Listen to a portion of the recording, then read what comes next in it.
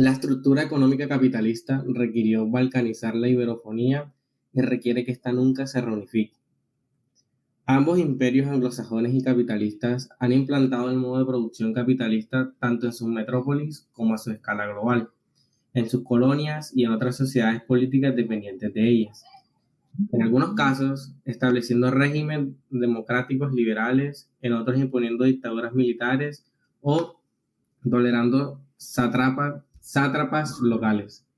Y desde que ambos empezaron a organizarse, también requirieron la explotación de trabajo autóctona y colonial, y la balcanización y sometimiento de sociedades políticas contrarias a sus intereses, y sobre todo a la estructura económica que les ha permitido alcanzar tamaño poder histórico, la capitalista. Como a finales del siglo XX lograron con Yugoslavia o la Unión Soviética, como lograron con Yugoslavia o la Unión Soviética a finales del siglo XVIII y principios del XIX, los imperios español y portugués eran un obstáculo a la implementación de esa estructura económica, de este modo de producción capitalista. De ahí que fuese necesaria su ruptura, su balcanización y la subordinación económica, política, ideológica y cultural de sus partes resultantes. Y de ahí también que sea imperioso evitar su reunificación en una forma nueva. De ahí que fuese necesaria su ruptura, y de ahí también que sea imperioso evitar su reunificación en una forma nueva, que sea incompatible con dichos intereses. Pero ahora debemos definir en qué consiste dicha estructura económica, dicho modo de producción capitalista, para que la haga incompatible con formas económicas de sociedades precapitalistas como la del Imperio Español, a la que necesariamente tenía que destruir. Como tercero, tenemos la estructura ontológica del capitalismo desde el materialismo político, combinando a Gustavo Bueno con Felipe Martínez Marzoa. El modo de producción capitalista que antes hemos definido es producto de la dialéctica de clases, Estado e imperios, de los conflictos y contradicciones, es decir, las crisis, guerras, revoluciones políticas que se han dado en los últimos 2 siglos y medio entre las fuerzas productivas. Recording is on. Me asusté. Entre las fuerzas productivas, es decir, las materias primas, fuerza de trabajo, técnicas, ciencias y tecnologías, y las relaciones de producción, es decir, la forma social e histórica en que las fuerzas productivas modifican y determinan las relaciones sociales a nivel de clases, estados e imperios. Pero es también una estructura económica sin parangón. ¿Por qué? Porque en realidad es la única estructura económica, pero es también una estructura económica sin parangón, porque en realidad es la única estructura económica propiamente dicha que ha existido en la historia. Modos de producción anteriores como el despotismo hidráulico, el esclavismo o el feudalismo, y periodos de transición como el mesolítico, la edad de los metales, la antigüedad tardía o el mercantilismo son entendidos desde el materialismo histórico como conjuntos de relaciones sociales, económicas, políticas y culturales en los que no existía estructura económica propiamente hablando, pues no había fenómenos, operaciones, relaciones ni términos que, partiendo de las acciones concretas de los sujetos, se constituyesen como entidades abstractas que determinaran el funcionamiento social de manera independiente de las mismas manos que los produjeron. La transición socialista entre el capitalismo y el comunismo autorizada por Marx, al ser todavía en todos los casos históricos, es decir, entre la Unión Soviética, China, Cuba, Vietnam, Corea del Norte, Laos, las naciones socialistas de Europa del Este y los experimentos socialistas producto de la descolonización en África, un derivado esencial del modo de producción capitalista todavía contenía y contiene elementos propios derivados de este modo de producción, incluidas tanto las clases burguesas como la proletaria.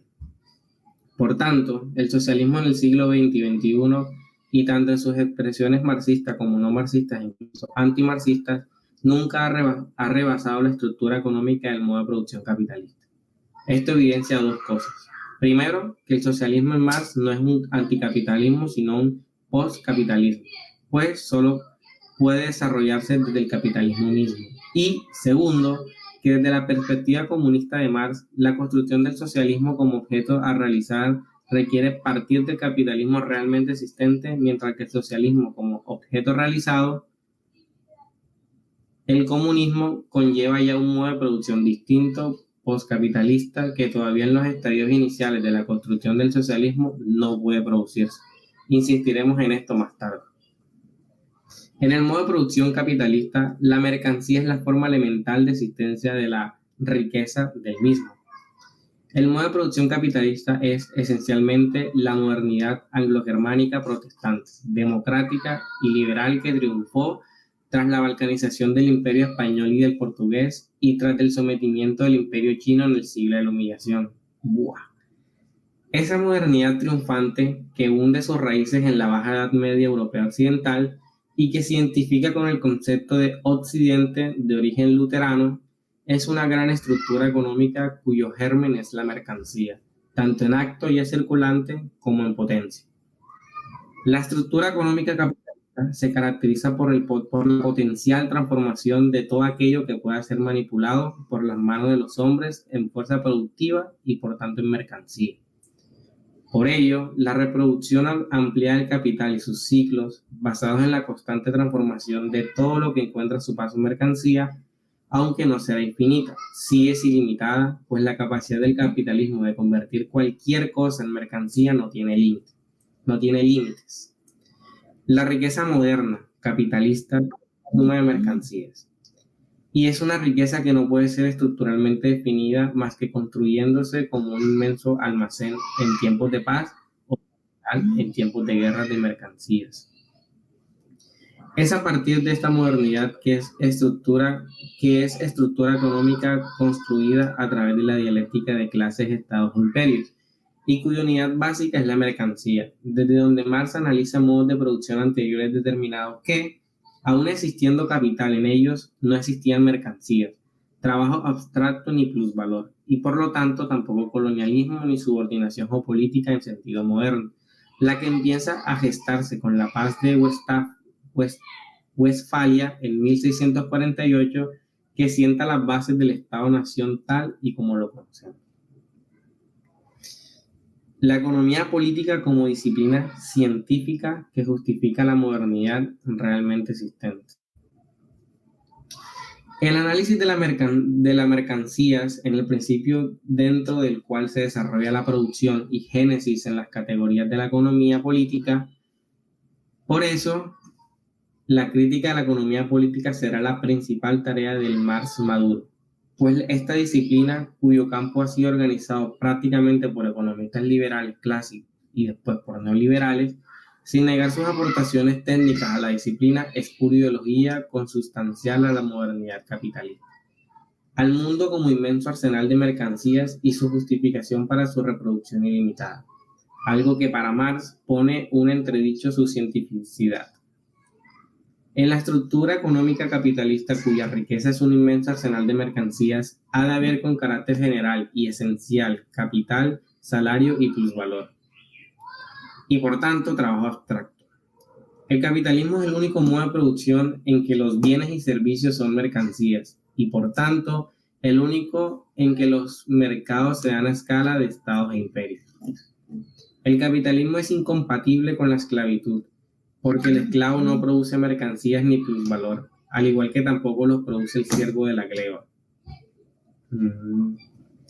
Las tres dimensiones de la mercancía, la unidad básica del capitalismo. La mercancía tiene tres dimensiones: valor de uso, valor de cambio y valor. El valor de uso es la utilidad objetiva, concreta e histórica que toda mercancía tiene a nivel social. Un libro tiene un valor de uso, el oro tiene un valor de uso, el cianuro tiene un valor de uso, la entrega de un paquete a domicilio en tanto que servicio también tiene un valor de uso. El valor de cambio es el precio comercial final de la mercancía, fruto de la oferta y la demanda, siendo la oferta el precio de producción, es decir, el coste de producción de la mercancía más la ganancia media del capitalista, y la demanda fruto del efecto precio, suma del efecto sustitución, es decir, cambios en el coste de producción sin cambios en la capacidad de consumo, y del efecto renta, que es cambios en la capacidad de consumo sin cambios en el coste de producción. Y el valor, que tiene como fundamento empírico el coste de producción, es la sustancia del valor. El trabajo concreto para producir las mercancías puede ser inservible si no se ajusta a esta sustancia del valor, determinada por el tiempo de trabajo socialmente necesario para producir mercancías, valores de uso, en un determinado tiempo, y con un determinado costo, partiendo de unas condiciones materiales tecnocientíficas determinadas, es decir, el desarrollo de las fuerzas productivas. Este desarrollo de las fuerzas productivas puede evolucionar determinando cambios en el valor, en su sustancia. La realización de las mercancías depende de su venta, pero su almacenamiento a gran escala, incluso como basura, es fundamental para entender la necesidad del capital de su reproducción ampliada, de producir mercancías en el menor tiempo y con el menor coste para generar ganancias basadas en el plusvalor. Mientras el valor de uso es cualitativo, el valor de cambio y el valor son cuantitativos. La producción de mercancías con valor de uso, valor de cambio y valor y la existencia de una sustancia del valor, característica general abstracta que fundamenta el modo de producción capitalista. Son características imposibles en modo de producciones precapitalistas. Por tanto, la mercancía es la unidad básica de la sociedad moderna, es decir, del capitalismo. Es la fuerza, y la fuerza de trabajo es la equiparación de la vida humana, su reducción a mera mercancía. El capitalista solo cumple la necesaria función social para que la sociedad de la mercancía exista, pues él pone los medios legales, ilegales y o alegales para que el propietario consiga vender su fuerza de trabajo y produzca valor económico para la sociedad y plusvalor para él, que en parte vía impuestos también acaba en la sociedad y en otras mediante las cadenas globales del valor. El Estado burgués es el encargado de sancionar la legalidad de esta relación social entre las dos clases. La anarquía de la producción y la dialéctica de clases, estados imperios en el capitalismo. Las mercancías, bienes y servicios son cosas corpóreas. El valor, que incluye valor de uso, el valor de cambio y la sustancia del valor, es lo que permite que unas mercancías puedan ser intercambiadas por otras en determinadas proporciones cuantitativas. La pluralidad de estos intercambios es indefinida necesariamente, pues de ser de corta o de larga duración. Puede ser de corta o de larga duración. El trabajo organizado racionalmente mediante instituciones económicas, tecnocientíficas y políticas cada vez más complejas, a través de unidades del capital privado que compiten entre sí, sin apenas compartir información de sus actividades, es decir, la anarquía de la producción, la mano invisible de los mercados según economistas liberales, es el fundamento de esta estructura económica a nivel estatal. La competencia interestatal mediante este sistema es el fundamento primero del orden geopolítico capitalista. Y han sido los países de Occidente, es decir, Imperio Británico, Imperio Estadounidense, hoy la Unión Europea como proyecto alemán, Australia, Nueva Zelanda, los que han tomado la delantera en este aspecto, también vía colonialismo, crisis económicas, guerras, expulsando del cañón occidental expulsando del canon occidental, es decir, el capitalismo más el liberalismo más democracias multipartidistas representativas, a otras unidades geopolíticas como Rusia, China, el Islam y nosotros la iberofonía. La competencia entre estados y entre clases sociales dentro y fuera de sus estados, por ejemplo, mediante la inmigración, es parte de la estructura económica de la anarquía de la producción capitalista. Anarquía atenuada parcialmente mediante el intervencionismo estatal, el proteccionismo económico y acumulación originaria, la división del trabajo establecida legalmente y el llamado estado de bienestar y la economía social de mercado. Ello no impide la existencia de centro, semiperiferia y periferia a escala de dialéctica de estados e imperios. La anarquía de la producción capitalista es la forma en que el modo de producción capitalista se satisfacen las necesidades objetivas humanas mediante la producción de valores de uso. E insistimos, esta es una característica puramente moderna, inexistente en el pasado precapitalista. Trabajo concreto y tiempo de trabajo socialmente necesario, abstracto, en la estructura económica capitalista, la ley del valor. El trabajo desprovisto de todo carácter concreto, la sustancia del valor o trabajo abstracto es la cantidad de trabajo cristalizada o cuajada en expresión de Marxova en una mercancía. Las mercancías son cuajos o cristales de trabajo abstractamente humano. Son valores. El valor es la sustancia o contenido de las mercancías y el valor de uso es la forma de dicha sustancia. La forma objetiva, concreta, histórica de medir esa sustancia del valor es el tiempo de trabajo socialmente necesario en horas hombre. Pero abstractamente, es decir, en tanto que esas horas hombre sean tecnocientíficamente necesarias para producir y reproducir determinadas mercancías a escala social e histórica. No se trata, por tanto, de cuántas horas dedica un hombre a producir una silla. Se trata de cuántas horas hombre necesita la sociedad política capitalista para producir sillas mercancías intercambiables a escala nacional e internacional. La silla mercancía es solo un ejemplar de su clase, pero ha de ser repetible indefinidamente para que la sustancia del valor, fruto del trabajo del proletario y el capital puesto por el capitalista, sea el elemento común de toda mercancía. El valor de uso entra en conflicto con la sustancia del valor, pues dar una forma adecuada a dicha sustancia en el proceso del trabajo es fundamental para que las mercancías sean vendidas con éxito y antes producidas con éxito. Esto origina conflictos en el propio proceso de trabajo y también origina conflictos entre el capital y el trabajo, pues el capitalista necesita producir valores de uso para la sociedad y para él apropiarse del plusvalor en el menor tiempo posible y con el menor coste posible, utilizando los medios necesarios para ello, incluyendo la supervisión constante de la producción de la sustancia del valor por parte de los proletarios. Si no pasan esa supervisión, los capitalistas pueden sustituir a estos proletarios por otros, parados, ejército industrial de reserva en palabras de Marx. Tratar de rebajarles el salario o reducir la plantilla.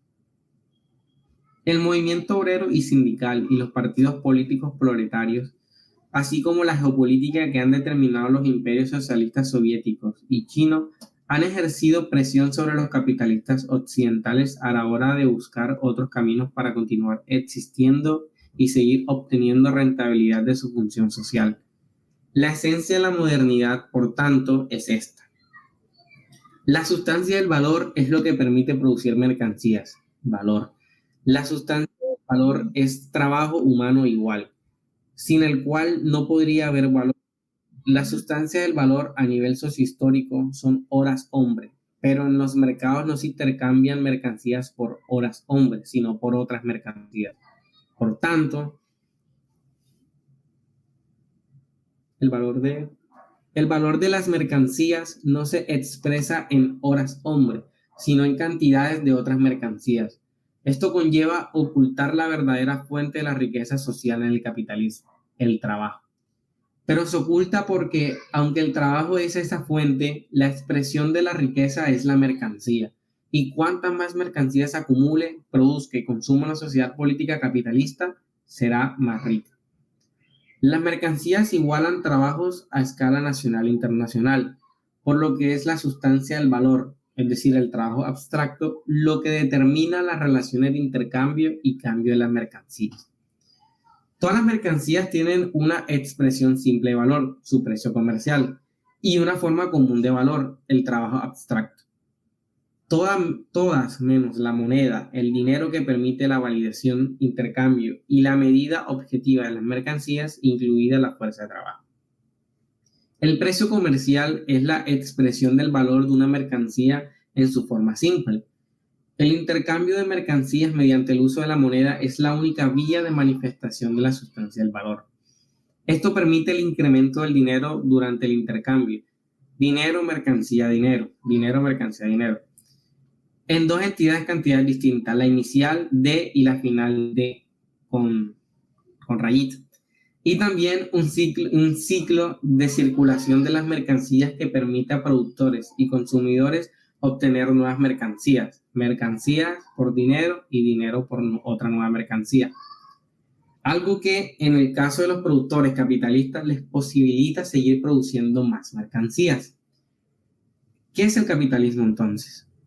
El modo de producción que, mediante la división nacional e internacional del trabajo y de la propiedad privada de los medios de producción de la riqueza social, permite al capital o valor el transformarse en más valor, gracias a la circulación de mercancías, la venta de las mismas, la conversión del mundo en un inmenso almacén de mercancías y la producción del plusvalor a gran escala, que nunca se le paga al proletario y que acaba en manos del capitalista, en el Estado o circulando en las cadenas globales del valor.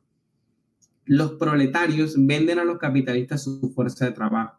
El valor de esta es la suma del tiempo de trabajo materializado en todos aquellos elementos imprescindibles para su existencia como tal.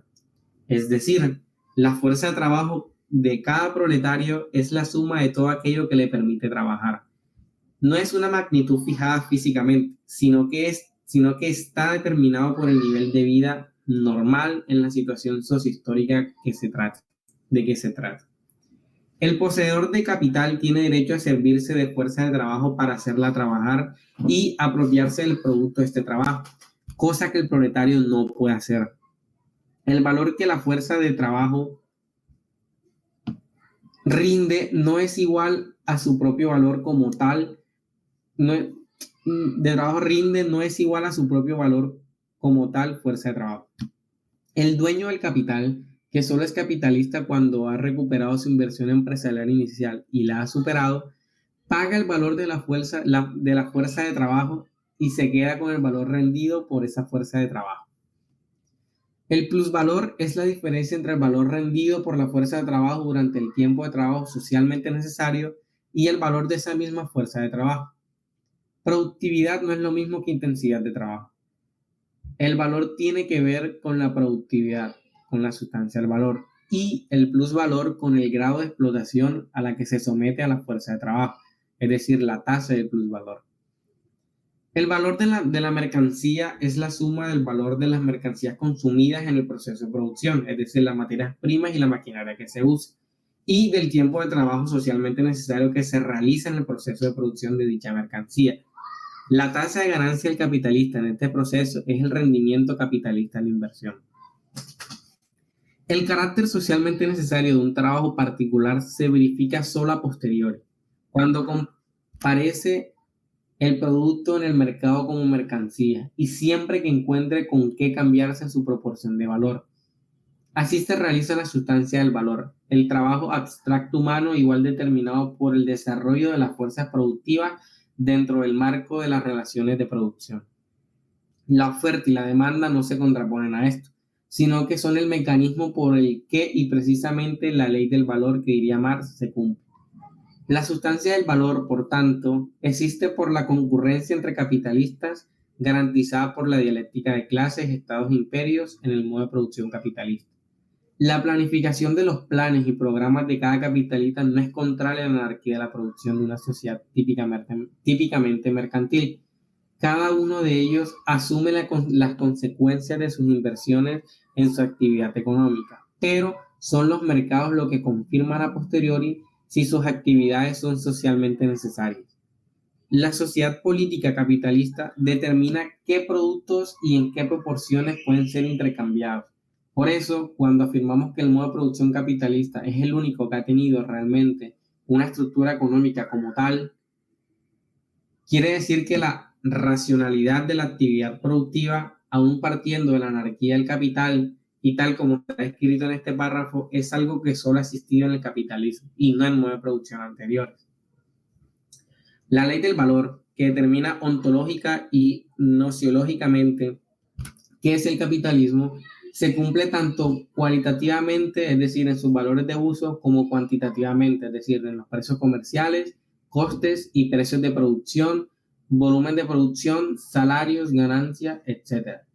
Por tanto, la ley del valor no es una ley natural, sino que su validez está históricamente limitada a la sociedad moderna, al modo de producción capitalista y, por tanto, aunque su radio de acción histórico es ilimitado por las propias condiciones de la reproducción amplia del capital, su duración en el espacio-tiempo no será infinita. Para que su reproducción sea ilimitada, sus factores han de ser constantemente reproducidos, cuantitativa y cualitativamente. Pero no hay ninguna determinación a priori en el modo de producción capitalista de a qué se ha de dedicar cada fuerza productiva, orgánica o inorgánica, materia prima o herramienta más o menos compleja. Cada poseedor de fuerzas productivas decide para qué las va a usar, pero las fuerzas productivas, que también son mercancías en acto o en potencia, pueden reproducirse en exceso o pueden escasear. Cuando Marx expone la génesis de los precios de producción, que pueden calcularse para cada mercancía dividiendo el precio total de producción del sector entre el número de unidades de mercancías producidas, se refiere a una determinación de valor a escala de totalidad. El elemento a considerar es la parte de esta cantidad total, que corresponde al plusvalor. Esto es la relación entre partes del valor trabajo total y no de la determinación total del mismo. El tiempo de trabajo socialmente necesario es aquella sustancia de valor cristalizada en una mercancía para producirla. Este tiempo de trabajo, esta productividad, es una noción físico-corpórea, una característica del trabajo real que concierne a la relación entre tiempo real y cantidad real de producto. La comparación entre si estos dos procesos se realiza en base a la productividad de los respectivos cocientes entre tiempo real y cantidad de producto real. La composición orgánica del capital, relación entre la masa del capital invertida en capital constante, es decir, en los medios de producción, y en capital variable, es decir, la fuerza de trabajo, es la que puede determinar el nivel de producción o de configuración de la sustancia del valor en la estructura económica capitalista, la única que produce mercancías en sentido estricto de la palabra. La composición orgánica del capital sería algo así como la medida del nivel tecnocientífico del proceso productivo. Por eso es importante saber si las mejoras continuadas en el desarrollo de las fuerzas productivas a largo plazo comportan de manera necesaria una elevación de la composición orgánica del capital. Muchas cosas que no entiendo. Y es evidente que un nivel de desarrollo tecnocientífico más alto es sinónimo de que una cantidad igual de fuerza de trabajo es suficiente para producir una mayor masa de mercancías potenciales y también de elementos físicos corpóreos de capital constante, es decir, medios de producción que también son en acto en potencia mercancías. Esto eleva la relación entre capital constante y variable también en términos físicos e implica que el valor del capital variable de las fuerzas de trabajo se eleva también a escala abstracta, por lo que el nivel de vida normal que determina la masa de subsistencia necesaria de la fuerza de trabajo del proletario es el mismo para todo el espacio económico a nivel epocal e histórico. Y todo ello se da aunque unas ramas de las relaciones de producción estén más elevadas que otras. Esto ocurre a pesar de la tendencia descendiente de la tasa de ganancia, pues el capitalismo tiene la necesidad de hacer funcionar las causas contrarrestantes que evitan dicha tendencia, pero no siempre la consigue de manera no conflictiva. En el modo de producción capitalista, el trabajo abstracto del proletario y de otros trabajadores asalariados que no producen directamente valor ni plusvalor se construye por encima de las propias manos de los trabajadores que la han producido, y lo hace a escala de estructura económica, al nivel de toda la sociedad política y no únicamente de cada rama de las relaciones de producción. Así, el mismo tiempo de trabajo socialmente necesario puede constituirse reduciendo trabajo real a trabajo abstracto, aún habiendo diferencias de grado entre sectores económicos. El valor es también trabajo abstracto y la ley del valor conlleva afirmar que es este trabajo abstracto el núcleo sobre el cual se organiza la estructura económica de una sociedad política capitalista y también en sus primeros estadios de una sociedad política socialista. Evidentemente, la tasa de plusvalor no es igual en todos los sectores económicos, pues es mayor en aquellos que tienen mayor productividad. La movilidad nacional e internacional de fuerza de trabajo tiende los salarios a la baja, pero no tiende a la baja la tasa de plusvalor. Para el capitalista es más barato contratar fuerza de trabajo cuyo valor sea más barato, pero la tasa de plusvalor que pueda producir un proletario inmigrante u otro autóctono puede ser la misma. Sobre todo en las ramas con mayor productividad, en las que el proletario produce en menos tiempo el equivalente de su salario. Más que un acto concreto del obrero, la productividad capitalista es una característica del proceso de producción, de la organización tecnocientífica Para el capitalista es más barato contratar fuerza de trabajo cuyo valor sea más barato, pero la tasa de plusvalor que pueda producir un proletario inmigrante u otro autóctono puede ser la misma, sobre todo en las ramas con mayor productividad, en la que el proletario produce en menos tiempo el equivalente a su salario. Más que un acto concreto del obrero, la productividad capitalista es una característica del proceso de producción, de la organización tecnocientífica de la producción. La transformación de trabajo concreto real del asalariado a trabajo abstracto depende dentro de la estructura económica capitalista de lo que rinden con el instrumento con el que producen dentro del proceso de producción en que se encuentran. Si la productividad estructural se mantiene constante, la tasa de plusvalor bajará si el nivel salarial sube. Si la producción aumenta, puede aumentar a la vez la tasa de plusvalor y el salario. Los procesos son más o menos productivos dependiendo de la producción social en su conjunto y del nivel de desarrollo de la estructura económica de la sociedad política. Dentro de esa estructura económica en la sociedad, en las relaciones de producción, las magnitudes de valor se determinan en la producción, pero solo a través de los mercados. En la circulación, es decir, en su distribución, intercambio, cambio y consumo, es cuando los valores producidos se realizan en la sociedad política, pues en la estructura económica capitalista es solo a través de los mercados como dicha sociedad política puede conocer y aprobar en su consumo-compra dichos valores producidos, de uso, cambio y de la sustancia del valor.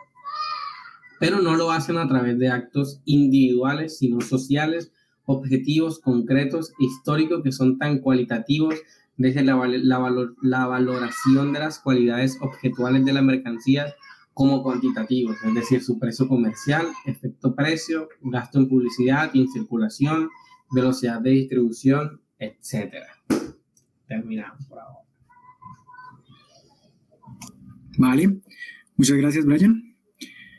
Entonces, bueno, pues abrimos el espacio aquí para que hagan sus dudas. Ahí, este es pues algo muy importante entender justamente cómo funciona esa producción de valor de uso, de valor de, de cambio. Es claramente pues fundamental para entender cómo funciona el capitalismo, entonces, y el plusvalor. Entonces, sí vale la pena aquí hacer esta pausa y pues atender las dudas que hayan al respecto. Entonces, yo por ejemplo aquí, la primera duda que tendría es, de pronto fue que yo entendí mal, si hay alguna diferencia entre valor en abstracto y sustancia del valor. En un primer momento diría que son lo mismo, pero es que vi partes del texto en donde cuando listaban todos los valores, listaban esas dos. Entonces de ahí me surgió la duda. No es lo mismo, pero no sé cómo explicártelo. Entonces, pero Vale, la pregunta es si era lo mismo, pero no es lo mismo. vale, entonces valor en abstracto y sustancia del valor es distinto, ok. Sí, a mí no me queda del todo claro cuando dice trabajo en abstracto o valor en abstracto, o sea, ¿a qué se refiere ese abstracto? Es como genérico en cuanto a trabajo. En cuanto a trabajo sí podría asegurarlo, entonces es en cuanto a genérico. Entonces ese trabajo en abstracto no se refiere al trabajo, o sea, estaría como el abstracto y ya el trabajo concreto, ¿cierto? Que se complementaría al abstracto sería, entonces el concreto sería exactamente, yo qué sé, el carpintero, ¿cierto? Haciendo una labor exacta, así, cortar un pedazo de madera. Eso sería trabajo concreto. Trabajo en abstracto es justamente la abstracción que se hace para calcular el tiempo de trabajo socialmente necesario. Entonces, ahí se busca ahí, mediante el mecanismo que explicó en esta última parte, el autor, cómo se logra igualar esos trabajos, ¿cierto? Cada trabajo, claro, si lo miramos en concreto, pues tiene sus propias características particulares, pero cuando se hace el trabajo general, justamente el trabajo abstracto, perdón, justamente se abstraen esas cosas que tienen en diferencia, se deja solo lo que tienen en común y se usa eso para calcular el tiempo de trabajo socialmente necesario. Es que al final es independiente, digamos, hacer la silla, que es el ejemplo que ponen. Si los trabajadores se machucan las manos o no, si tienen mejores herramientas o no, es indiferente.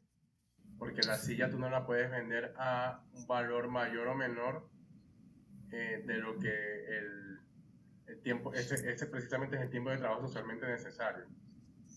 A menos que tú ya le metas, entonces, por medio de publicidad, no, que esto es hecho con vírgenes del Amazonas, bueno, listo. Entonces, si eso, alguna persona le ve valor a eso, bueno, listo, puedes venderlo por eso. Pero una silla como tal, una silla de rimas, digamos, si vale 80.000 pesos, tú no la vas a vender a 200.000 porque la hice yo a mano, no.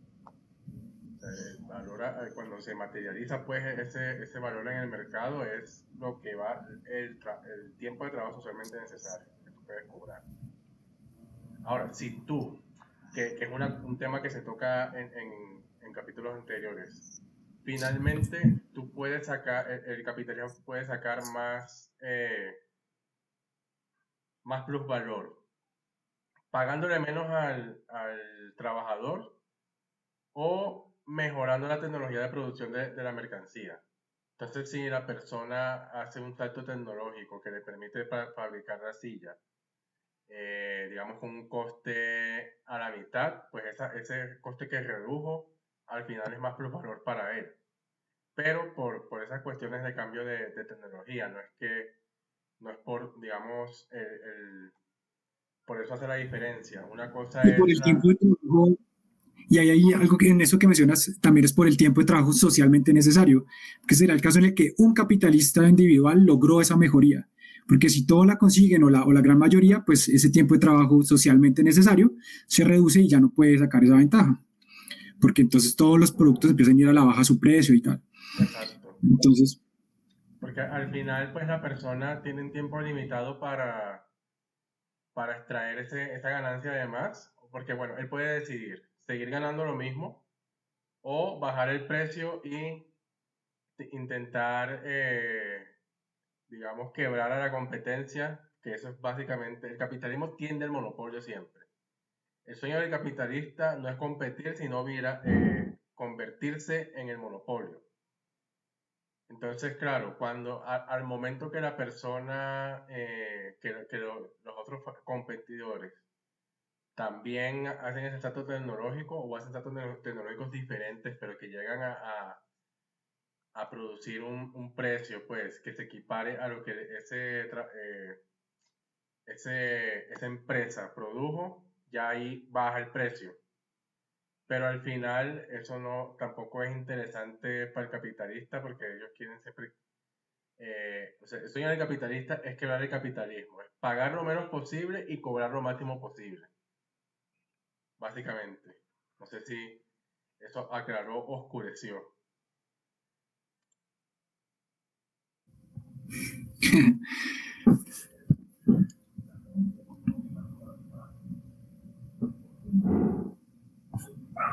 bueno, Diana manifiesta que oscureció.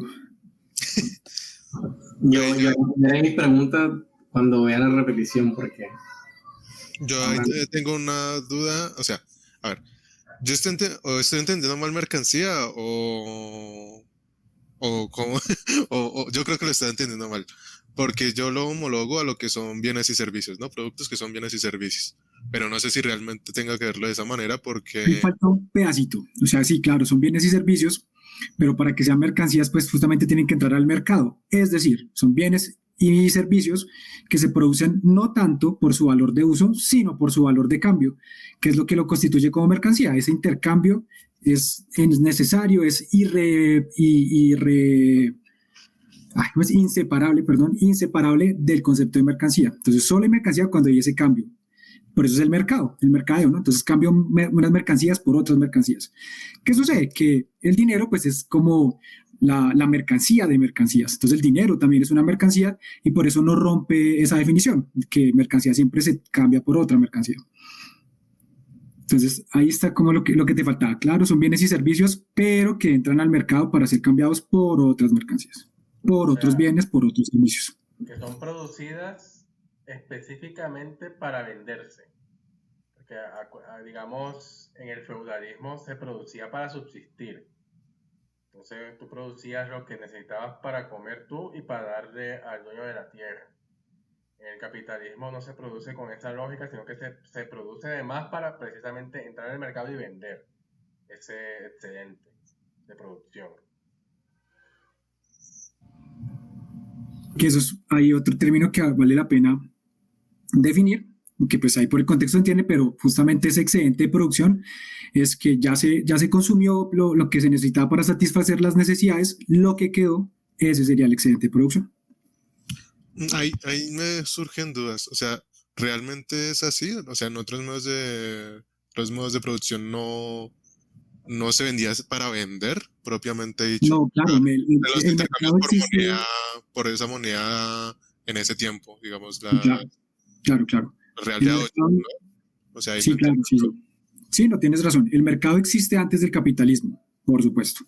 ¿Qué es lo que aquí, digamos, esta sección que acabamos de leer del libro nos quiere manifestar? Que en el capitalismo ya, o sea, aunque en la antigüedad había mercados, no se producía para ese mercado. Hoy en día el capitalismo es para lo principalmente que se produce. Sigue habiendo personas o industrias que producen aquí, bueno, industrias no, pero personas que buscan, que producen solo lo que necesitan para consumo. Y si es que por bazares les llega a sobrar, lo llevan al mercado, claro, ¿sí? Pero lo que es particular, único, que se presenta solo desde el capitalismo, es que ya la producción desde su origen, desde su diseño, se hace con ese propósito de llegarlo al mercado.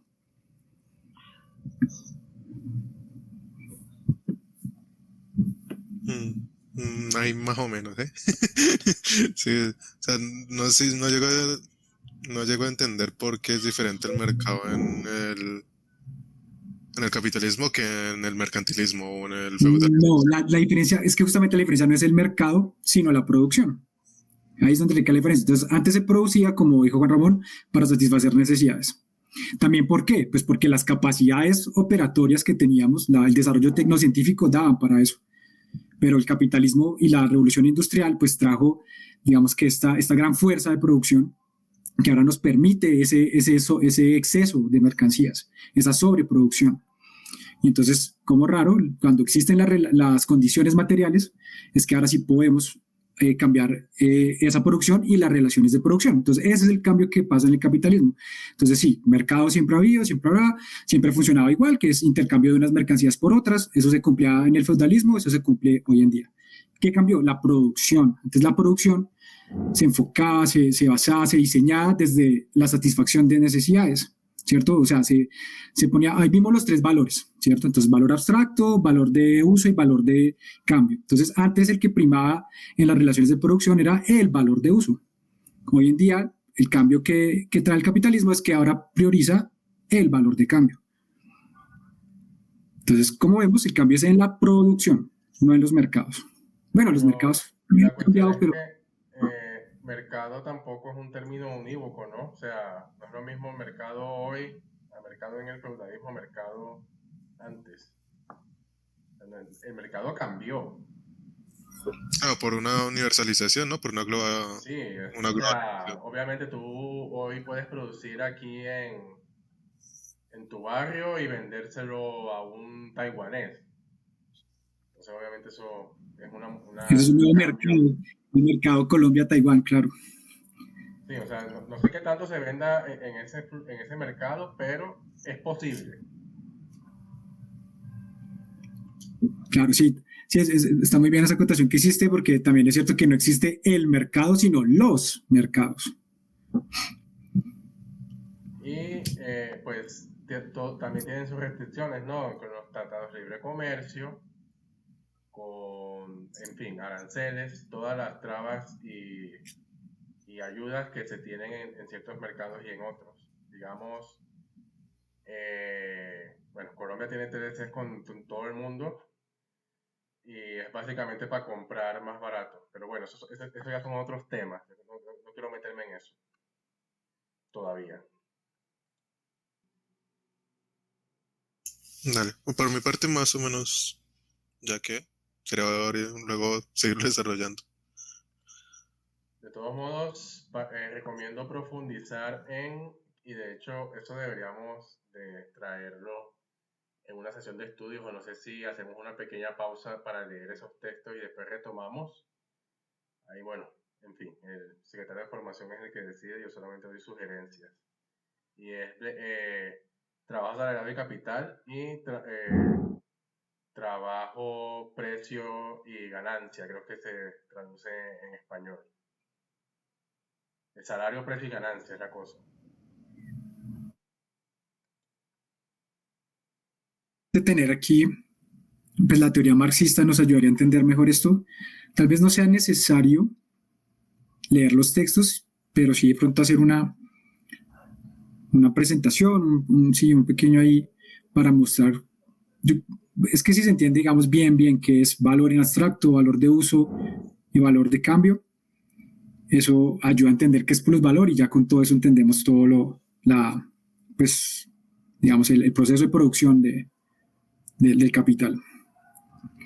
Con todo, que a mí me parece que Hermesilla en sus libros explica mejor que lo que explicaba Marx. Claro. Pero sí hay unas cosas que da por sentado y uno queda como que, bueno, sí, qué crack, pero no entendí. O bueno, por lo menos yo quedo así. Sí. No, yo también a veces escribo igual. Nos pasó en el anterior libro. Vamos a seguir, ¿cierto? O sea, falta más lectura. ¿O alguien tiene más dudas? Pues sería bueno que no se quedaran con la duda. Si hay un concepto, si hay algo, no hay mejor espacio que este. Porque pues justamente aquí pues podemos ir rebotando las ideas, ir y venir, ¿cierto? A que lo hagan. Esa es la idea de este espacio. Entonces,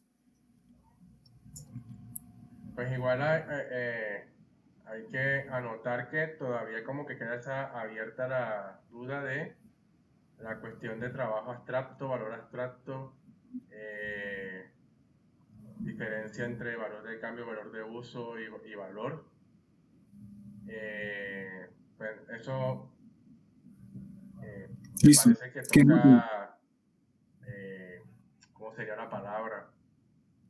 De desglosarlo, profundizarlo, sí. Listo, ahí queda anotado. Vale, entonces, lo pues que nada, podemos continuamos. hacer es todo el mundo lee y llegan con y hacemos una sesión que solamente sea de dudas.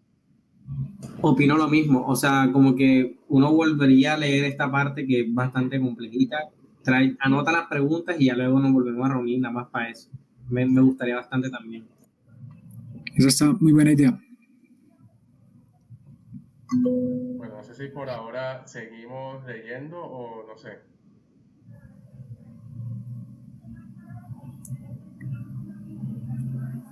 Pues, Sí. a ver. O como para seguir yendo, o sea, como para acabar. ¿Cuánto le falta al capítulo? O sea, es la 8. A ver, déjame que no tengo el libro a la mano. Falta, a ver, ya te digo. Están 4 capítulos más. Por eso. Yo creo que eso. 4 secciones más alcanzamos. Sí. O son muy largas. Y ojo que cuando en el capítulo 5 se pone pesadísimo. La parte del cibercomunismo es complicadita. Pero bueno. Terminemos entonces. Y queda, bueno, en la semana decidimos qué hacemos con la siguiente sesión. Dale.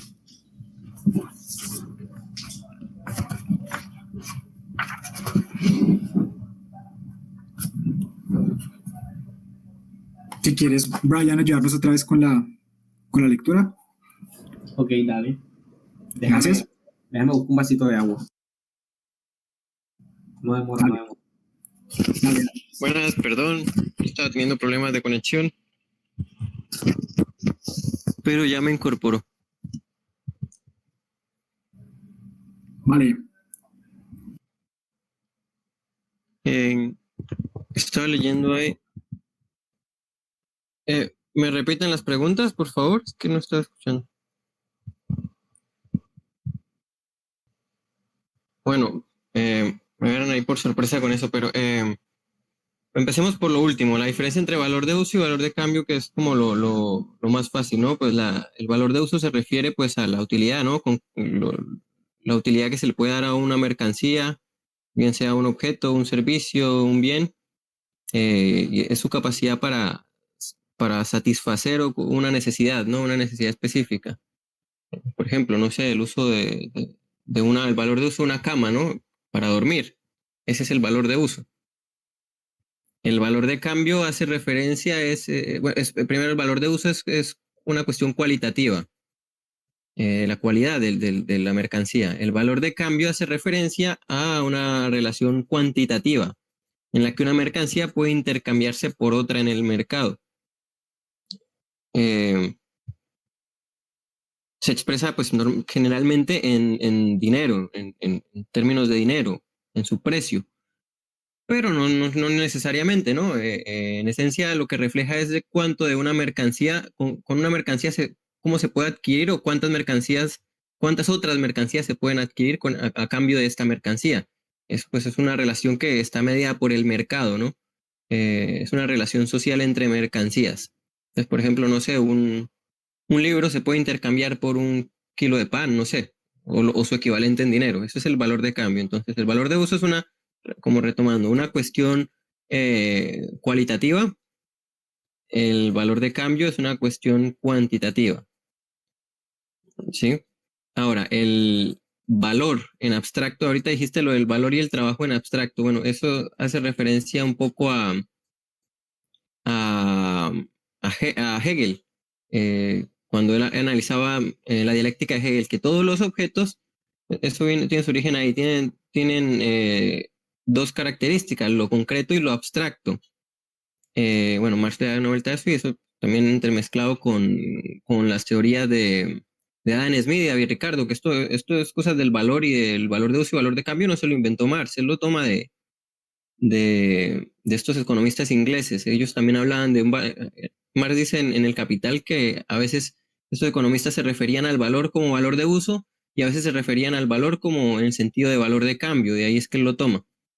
Entonces, la cuestión del trabajo, del valor en abstracto, tiene que ver con el trabajo en abstracto, es las horas o todo el trabajo que está detrás de cierta mercancía. Ese es el valor, la esencia que está ahí detrás o sea, eso también lo decía Hegel, ¿no? Todo objeto tiene lo concreto y lo abstracto. Hegel dice que lo concreto pareciera ser lo que se ve, ¿no? Por ejemplo, un celular, su tamaño, su color, su peso, que eso sería lo concreto y que lo abstracto sería todo lo que está detrás, pero Hegel le da la vuelta y dice que no, que lo concreto realmente sería todo lo que está detrás de ese objeto o de lo que sea, porque todo tiene una dialéctica, según Hegel, tiene implícito una dialéctica. Entonces, lo concreto realmente sería todo lo que está detrás del celular, dónde se hizo, cuándo se hizo, en qué momento se hizo, el método mediante el cual se hizo, todo el proceso de producción mediante el cual se hizo. Bueno, más o menos de ahí es que toma Marx eso y en el valor en abstracto es eso, el trabajo el trabajo humano abstracto incorporado en la elaboración de esa mercancía, pues que no se ve a simple vista, ¿no?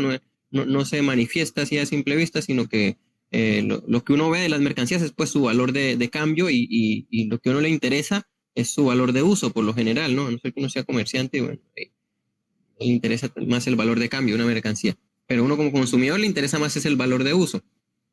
Entonces, entonces para Marx el valor de una mercancía no está solo dado en su valor de cambio y en su valor de uso, sino también por la cantidad de trabajo socialmente necesario para producirlo, que está ahí implícito, que está ahí abstractamente, el trabajo abstracto que está ahí en esa mercancía detrás. Entonces, eso es a lo que se hace referencia, pues, la cuestión del valor, el trabajo abstracto que, o sea, que no se ve a simple vista, pero que está detrás de todo el proceso que lleva a la elaboración o a la producción de esa mercancía.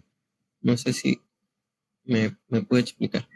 Creo que esto que acabas de explicar tal vez resolvió la duda que originalmente yo planteé. A ver si sí. Entonces te pregunto, Roman, la diferencia entre valor y sustancia del valor sería que precisamente ese valor sería valor en abstracto y la sustancia del valor sería trabajo abstracto. ¿Sí o no? Sí, es que están relacionados los dos.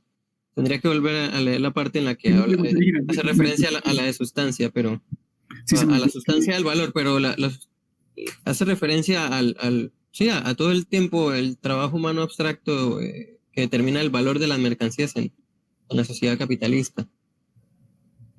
Están relacionados todos estos términos entre sí, ¿no?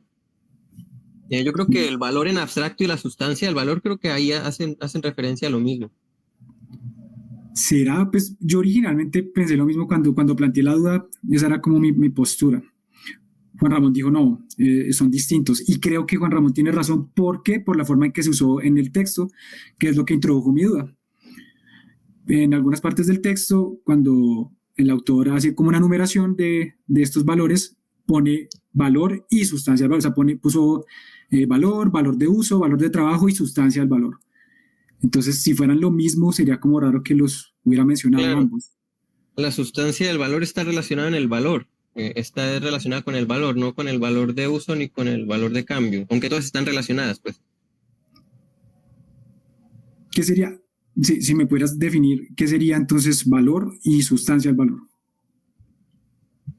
No tengo la definición a la mano de sustancia del valor, pero la del valor es esto, es el trabajo humano abstracto que determina el valor de las mercancías. Y la sustancia del valor, no tengo la definición, podría revisar en mis notas un momento a ver si lo tengo apuntado, pero no estoy seguro. Vale. Tenemos que leer esto también, la economía en 100 preguntas, pero también breve historia de la economía y trabajo, utilidad y verdad para aclarar todas estas dudas. Que eso la verdad es lo más pesado de todo. De los libros de Hermesilla, esos son para mí los más pesados. Cuando entran en todas esas cuestiones, que empiezan a hablar de el efecto precio y de todas estas cuestiones de economía.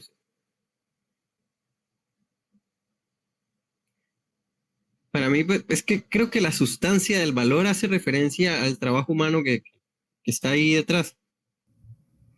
Sí, pues me pareció que era eso. Ahorita cuando diste tu respuesta, yo dije, como El que trabajo, bueno, tengo entendido, pero igual me puedo equivocar, puedo estar equivocado. Habría que preguntarle, también podemos preguntar a Hermesilla ahí en los grupos cómo hacer esta pregunta, a ver, pero tengo entendido que la sustancia del valor hace referencias al trabajo humano abstracto que está ahí implícito en una mercancía.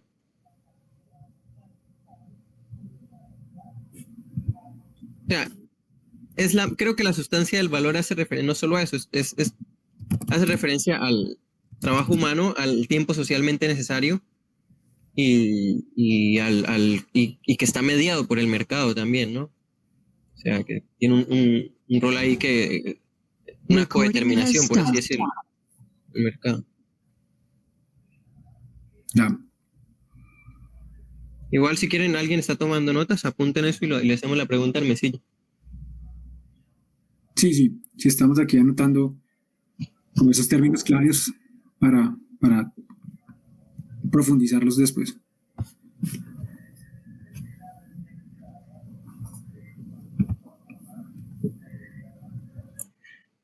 Sí, pero yo insisto, yo creo que estoy casi seguro de que hace referencias al valor, la sustancia del valor está relacionado con el valor, pero agrupa a no solo el tiempo socialmente necesario, sino el trabajo humano implícito ahí, la mediación del mercado que hay también ahí. Y el trabajo humano abstracto que está ahí, socialmente necesario, que está ahí implícito en cada mercancía.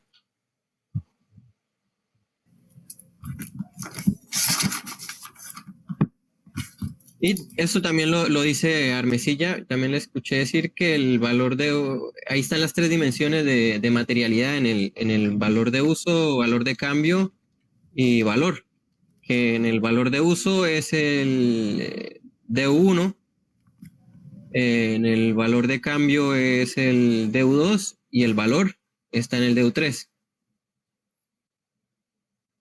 Es decir, valor de uso, dimensión física, valor de cambio, dimensión psicológica. O sea, están relacionadas todas entre todas, ¿no? Pero pudiera, por ejemplo, ahí están hay un pluralismo ahí en la ontología de Marx, ¿no? Sí, claro. Sí, como siempre pasa con esas dimensiones de materialidad del MATPOL, están en dialéctica y no se puede reducir unas a las otras. Exactamente, sí. Entonces, ¿seguimos? Dale, Brian. Pues bueno, si no hay más intervenciones, si hay alguien, como dicen, no le abra calle para siempre. De todas formas, prometemos que vamos a hacerlo así como propone Juan Ramón. La próxima sección, la idea es que vengan con las dudas. Como puso Manuel en el chat, claro, ahorita aquí en caliente, pues es difícil estructurar bien la duda, ¿no? Que, como dicen por ahí, plantear bien la pregunta, ya después haber resuelto la mitad del problema. Entonces tómense el tiempo, vuelvan a releer y traigan sus dudas ya estructuradas y la idea es que la próxima sesión ahí las resolvemos. La penita. Dice, mercados, crisis, guerras y reestructuración cíclica de la modernidad. Los ciclos largos del capitalismo según Ernest Mandel.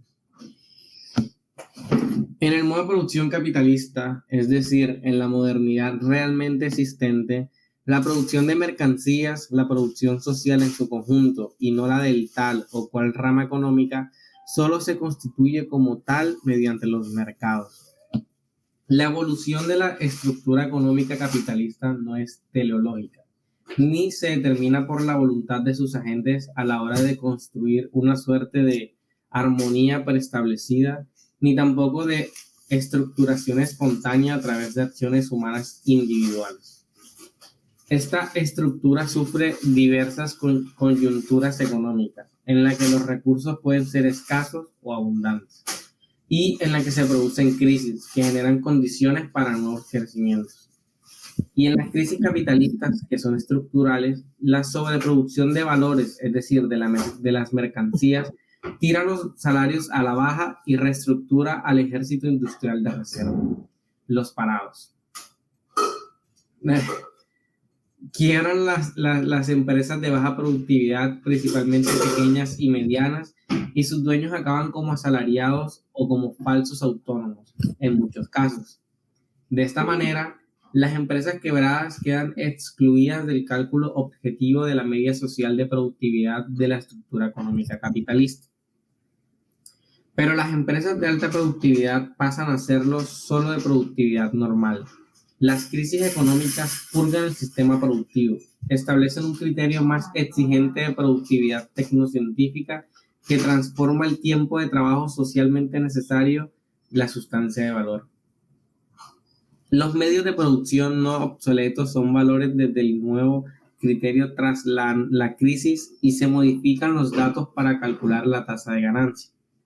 Bajan los precios del capital constante, desciende el volumen de producción, se produce una determinada presión en la demanda de los bienes de consumo primario, por lo que las industrias de estos bienes renuevan sus medios de producción, haciendo pedidos a las industrias de bienes de equipo y así volvemos al estadio de partida del proceso. El modo de producción capitalista, por tanto, tiene un cambio cíclico no teleológico. Las crisis es la manera en que se racionaliza diacrónicamente la ley del valor, la cual rige cada situación, así como las relaciones dentro de cada situación que vive el modo de producción moderno, el capitalismo. Pero la operación de esa ley determina en cada situación nueva una transformación social que, en el marco de la anarquía de la producción capitalista, solo es posible a través de la crisis. La escala de niveles tecnocientíficos posibles y sus modificaciones sucesivas es también discontinua, como afirma Marzoa. Mientras la estructura tecnocientífica del modo de producción capitalista sea estable, cada ciclo superará al anterior en productividad mediante mejoras concretas y mejores organizaciones del trabajo. Los límites de estas situaciones estables solo pueden rebasarse mediante reconstituciones tecnocientíficas completas de la estructura económica. En estos momentos no solo se producen mejoras en productividad, sino que sectores económicos enteros desaparecen, surgiendo a su vez otros nuevos. La tecnología no solo se perfecciona, sino que surgen nuevas tecnologías que sustituyen a las que ya han dejado de tener funcionalidad. Las industrias que producen bienes de equipos no solo necesitan ser perfeccionadas, sino que además, desde su base, han de ser construidas nuevas industrias. No se mejora solo la producción de materias primas, sino que nuevas materias primas han de ser incorporadas en la estructura económica. De esta manera, los grandes ciclos económicos coinciden con grandes transformaciones tecnocientíficas, grandes acontecimientos geopolíticos y grandes crisis económicas, todo dentro del modo de producción capitalista. Así llegamos a los ciclos largos de estructura económica capitalista que representó Ernest Mandel, que representa bien estas discontinuidades diacrónicas de la estructura económica moderna capitalista y cómo han afectado el ámbito geopolítico que tratamos en este libro. Dice, en 1793 hasta 1825 y 26 hubo un crecimiento rápido.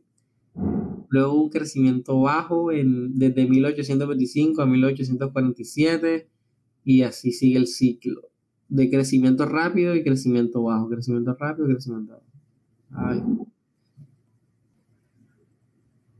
Igual, mira, creo que para voltearlo, arriba a la izquierda hay una flechita que dice girar, de pronto será esa aquí.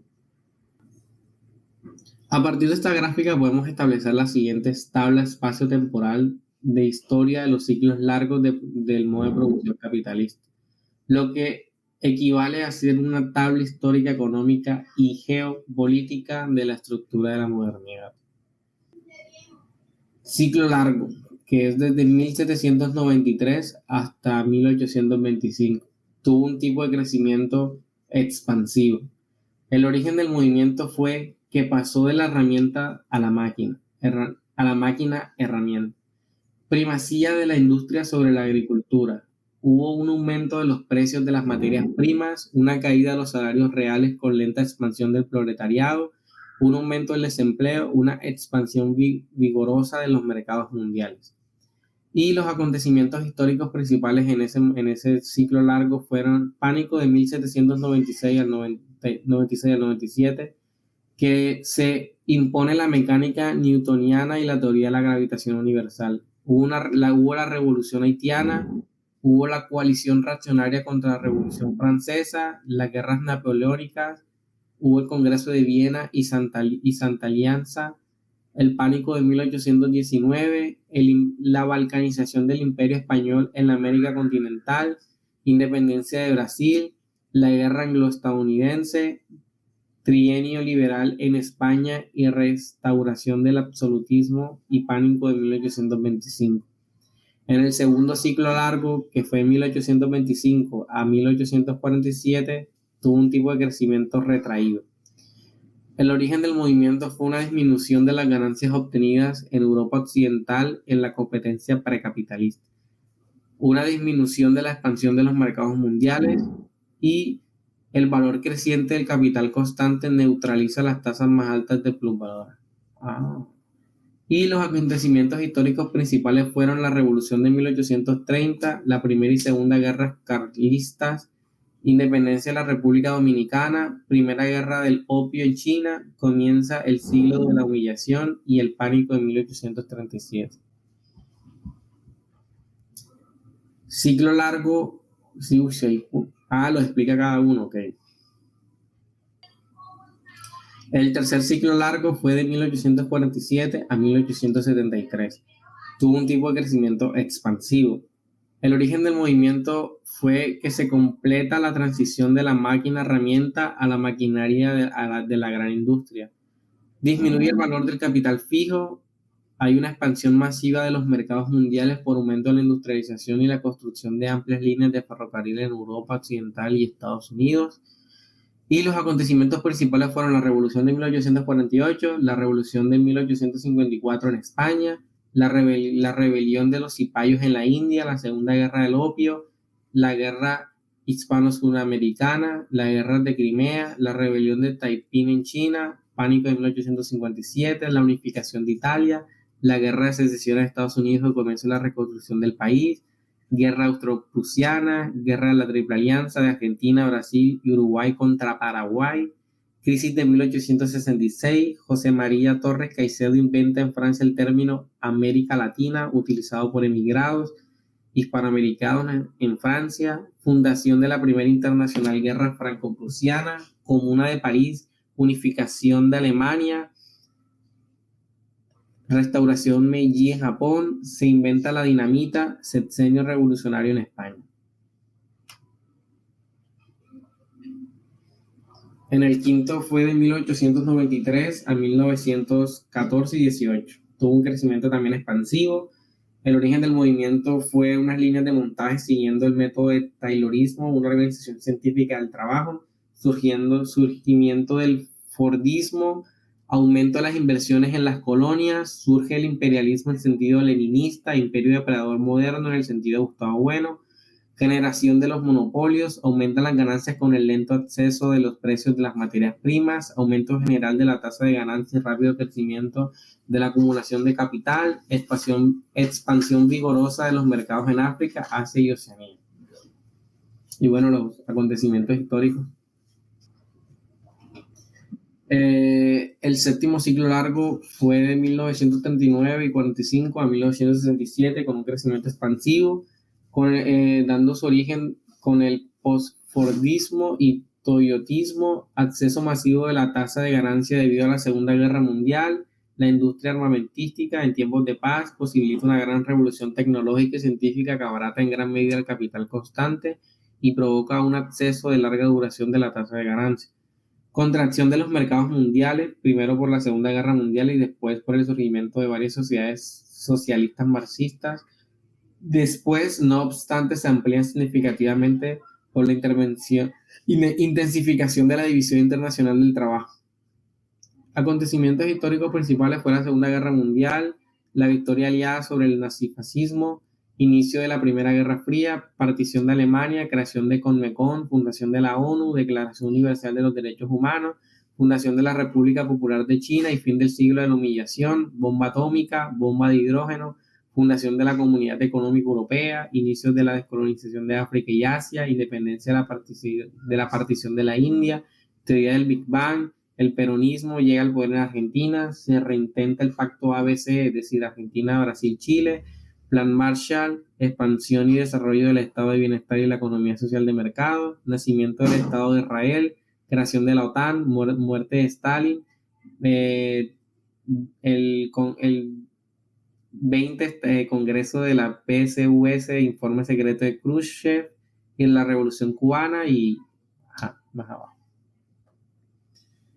El noveno, que es desde el noveno siglo largo, que fue de 1989 a 2008, también con un tipo de crecimiento expansivo, tiene su origen en la caída del Imperio Soviético, su balcanización y la entrada de sus antiguos países satélites en la Unión Europea, que expande los mercados mundiales a una gran escala, junto con la reforma económica china iniciada en 1979, que permite cada vez más inversiones extranjeras.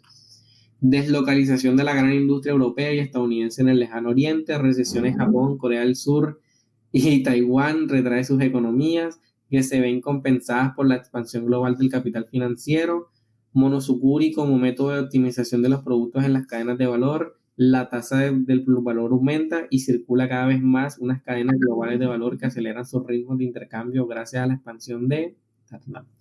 Acontecimientos históricos principales fue el fin de la Guerra Fría, caída del Imperio Soviético, fin de la dictadura militar de Pinochet en Chile, se funda el Mercosur, fin de la apartheid en Sudáfrica, quinto centenario del descubrimiento de América, reunificación de Alemania, Primera y Segunda Guerras del Golfo, neoliberalismo en Argentina con la presidencia de Menem, tercera vía de Tony Blair, balcanización de Yugoslavia, Internet se masifica, primer animal clonado, se completa la secuencia del genoma humano, la CEE pasa a ser Unión Europea tras el Tratado de Maastricht, atentado de las Torres Gemelas de Nueva York el 11 de septiembre de 2001, guerra de Afganistán, corralito en Argentina, se instaura el euro como moneda de la Unión Europea, ola progresista y populista en Sudamérica que busca la integración latinoamericanista,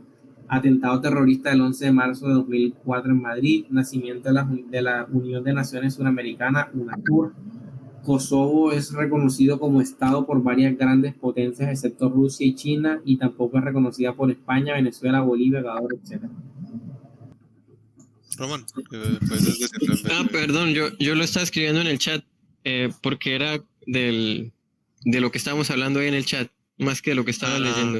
Ok, no. Entonces, Ok, ok. Más que de lo que estaba leyendo era así, de lo que venimos hablando del chat. Es que, hablando del tiempo socialmente necesario para que determina el valor en abstracto, creo que ya quedó claro eso, ¿no? El valor en abstracto es eso, los costes de producción y el tiempo socialmente necesario, ¿no? Que implica la producción de esa mercancía. Entonces, la mayoría, eso lo dicen muchos, es muy común escuchárselo a los liberales, a los pubertarios, decir, no, pues entonces si yo hago dibujos, si yo dibujos o yo hago una silla en mi casa y si yo le digo muchas horas, entonces significa que vale más, ¿no? Si mis dibujos valen más, bueno, no. Eso de hecho Marx lo tenía en cuenta. Entonces, sí, por más que yo haga dibujitos en mi casa y por más que le dedique 20.000 horas, eso no va a aumentar el valor porque, o sea, para que en términos marxistas algo se considere trabajo, tiene que tener demanda, tiene que tener valor de uso para alguien. Entonces, si lo que yo hago no tiene valor de uso o no tiene valor de uso y no tiene demanda de nadie, entonces no aporta ningún valor. Y en términos marxistas no se considera ni siquiera trabajo como tal. Bueno, antes de Creo que me continuar, cayó yo el sí quisiera preguntar lo que también algo del chat. Es que pregunté, es decir, que el tiempo de trabajo socialmente necesario es lo que esencialmente determina qué es y qué no una mercancía. Y él dice que no, que determina el valor de una mercancía. Pero, pues, no sé si alguien me puede explicar esto, porque yo creo que también determina qué es y qué no es una mercancía, porque al fin y al cabo, si algo no tiene tiempo de trabajo socialmente necesario, pues no es mercancía, ¿no? Es simplemente un objeto. Pero no sé si me pueden ayudar con esa duda. Es que todo es mercancía. Sí, primero Todo que es todo en el posible. capitalismo, todo es mercancía en acto o en potencia. Eso es lo primero que hay que entender del capitalismo. Ok. Todo es mercancía en acto o potencia. Lo que determina el tiempo de trabajo socialmente necesario, acuérdate que esa es una abstracción que se hace, un cálculo para determinar justamente, pues, digamos que es explicativo, ¿no? ¿Cuánto tiempo necesita una sociedad política en específico? Eso también es bien importante entenderlo. No es una época histórica, no es cuánto se demora una silla en el año tal, sino en el año tal y en la sociedad política tal. Claro, con Porque tiene que las ver con la capacidades capacidad tecnológicas de la productiva, sociedad No para en la poder... persona, sino en el grupo, sí, en el grupo exactamente. social, sí. Pero, por ejemplo, si yo produzco, como decía Román, no sé, una escultura que no tenga valor de uso, ¿eso sigue siendo una mercancía, así no tenga valor de uso? Si entra en el mercado, Exacto, sí. sí, esa es la respuesta. No, pero Siempre por eso, si no tiene el tiempo de trabajo socialmente necesario, no significa que no está en el mercado, entonces por lo tanto no sería una mercancía, ¿o sí? es que acuérdate que, o sea, no es tanto que tenga tiempo de trabajo socialmente necesario, porque lo que tiene al fin y al cabo es trabajo concreto. El tiempo de trabajo socialmente necesario es una abstracción que se construye con el objetivo de justamente esos trabajos concretos igualarlos para poder operarlos. Es que Claro. Pero exactamente, entonces es no todo es necesario un mercancía. criterio. Es que el tiempo de trabajo socialmente necesario surge por la necesidad de que había que encontrar un criterio objetivo para determinar Claro, el valor de las mercancías. ¿Sí? claro. Es eso. Pero el tiempo socialmente necesario no determina que algo sea mercancía o no. Como decía, yo Ok, puedo ok, demorarme 1000 años eso haciendo una escultura, pero si eso no tiene valor de uso para nadie, pues no generó valor realmente. entiendo. Pero Ok, ok. ojo que de todos modos el arte no entra dentro de Ahí está esta el teoría. fetichismo de la mercancía. Lo que Sí. estábamos hablando en los chats en estos días, porque la cuestión es que sí, entra el fetichismo en la mercancía y es porque, o sea, hay un cuadro, la Mona Lisa, por ejemplo. La Mona Lisa vale porque la hizo Da Vinci. Porque yo puedo hacer una réplica de la Mona Lisa, yo puedo tomar una foto, imprimirla, y eso no va a valer lo mismo que la Mona Lisa porque esa teoría se aplica a mercancías que sean reproducibles por otros industrias o sociedades Sí, políticas, porque tú no puedes reproducir la Mona Lisa porque la Mona Lisa solamente la hizo Da Vinci. Entonces eso no es una mercancía como tal en este sentido de que estamos hablando aquí, no es una mercancía como tal porque no es que yo también pueda hacer una Mona Lisa y venderla. Desde que está en el mercado sí es una mercancía, pero no aplica esta teoría que estamos hablando. Que de hecho, cuando un pubertario va a refutar, entre muchas comillas, a Marx, siempre saca el ejemplo del arte porque no tienen otro ejemplo para poner. Y siempre sacan el ejemplo de que yo me demoro 10.000 años en hacer una silla, entonces vale más. No, o sea, no. Porque no lo leyen, no lo entienden, porque no se refiere a lo que se demora una persona, sino a lo que se demora toda una sociedad productiva. Sí, Claro, la sociedad digamos, la política. sociedad en la que está, bueno, ni siquiera es eso, no es una persona, es toda la sociedad política, ¿no? Según el nivel tecnológico de esa sociedad política, el consumo de recursos que requiere hacer esa mercancía, ¿no? Más o menos sería... Y por ejemplo, otro producto que se cobra más, no por el tiempo de trabajo socialmente necesario, sino porque es un producto de lujo, no sé, los relojes Rolex. O sea, el valor de uso de un reloj es la hora, pero tú compras reloj Rolex pues, para mostrar que tienes plata y mostrar tu estatus, no para que te den la hora solamente. Porque un Casio Eso y sí un es... Rolex dan exactamente la misma hora. Bueno, ahí, en fin, entran cosas que sí es de cuarzo, que sí. Pero sí, para un reloj de cuarzo debería valer lo mismo en ese sentido, pero no vale lo mismo precisamente por esa cuestión pues de subjetividad y tal, pero nuevamente ahí no estamos equiparando valores de uso, sino otras cosas que no están dentro de esta teoría. Bueno,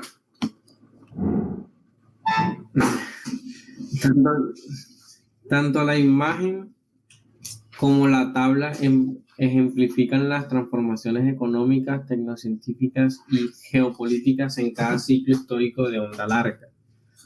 Los ciclos de onda larga son de alrededor de 50 años, primero de expansión y luego de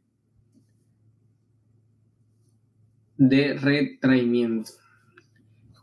El entretejimiento de estos fenómenos solo sería posible en un modo de producción como el capitalista, el único que realmente ha tenido estructura económica propiamente dicha. Cada vez en estos ciclos de onda larga se ha producido una revolución tecnológico, científica e industrial. El desarrollo de la producción de plusvalor relativo, es decir, el desarrollo de las fuerzas productivas que permiten mayor productividad sin aumentar la jornada de trabajo, siendo esto último algo propio del plusvalor absoluto, aunque cabe combinar ambos, ha sostenido una alta tasa de ganancia, a la vez que mercados expansivos. Esto mantiene el nivel de inversiones óptimo para reconstruir tecnocientíficamente las ramas de las relaciones de producción. En situación de monopolio, el capital necesario para concurrir el nivel de productividad de las industrias establecidas debido a esas necesidades tecnocientíficas es muy elevado. Y los mercados y su mantenimiento político, a veces a través de la inversión pública, son el mecanismo que sostiene esas necesidades. Desde el ciclo que comienza en 1967 y hasta la actualidad, y debido a la elevación del nivel tecnocientífico, el aparato productivo no puede rendir solo partiendo del espacio económico nacional. Aunque su base siga siendo necesariamente nacional estatal, la dialéctica de estados y de imperio, no obstante, y a pesar de la descolonización del siglo XX, hace que entre los estados capitalistas avanzados como Portugal y España y los menos desarrollados como la mayoría de los iberófonos no se desarrollen ámbitos de cooperación económica más abiertos. En Iberoamérica y sobre todo en Iberoáfrica existe un ingente ejército industrial de reserva que llega a los países capitalistas más desarrollados por vía legal, ilegal y o alegal. Y por ello, los países capitalistas más avanzados no están obligados a aumentar la productividad en una carrera por competir en inversiones allí que mantengan la tasa de plusvalor y que eleve rápidamente la composición orgánica del capital. Sin embargo, aunque no ha habido crecimiento duradero en todos los ciclos desde el 2007, la ola de inversiones capitalistas suscitadas desde el siglo que finalizó en 1967 ha permitido numerosas reconstituciones tecnocientíficas de las relaciones de producción, con un consiguiente aumento de la productividad, aumento y ampliación de consumo masivo y de los mercados entre 1989 y 91 y 2008. La desigualdad tecnocientífica y geopolítica de la estructura económica capitalista. Así pues, la estructura económica capitalista se caracteriza por la sistemática introducción de la investigación tecnocientífica en el proceso productivo.